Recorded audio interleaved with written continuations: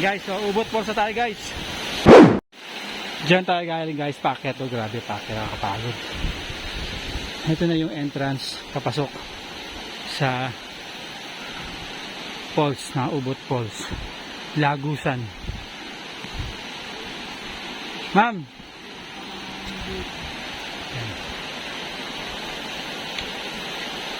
so akit tayo dun guys, abangan nyo yung video. Ay, subukan muna sa tabi. Ang Lagusan.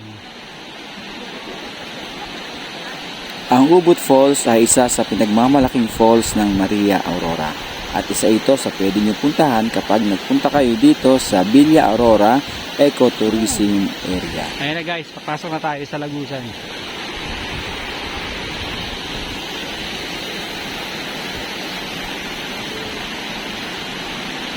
Papunta na to ng Ubot Falls.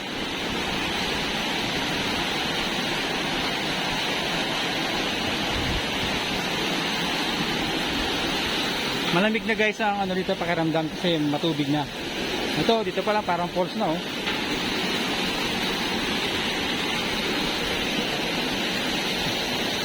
Lalo pa kaya sa taas.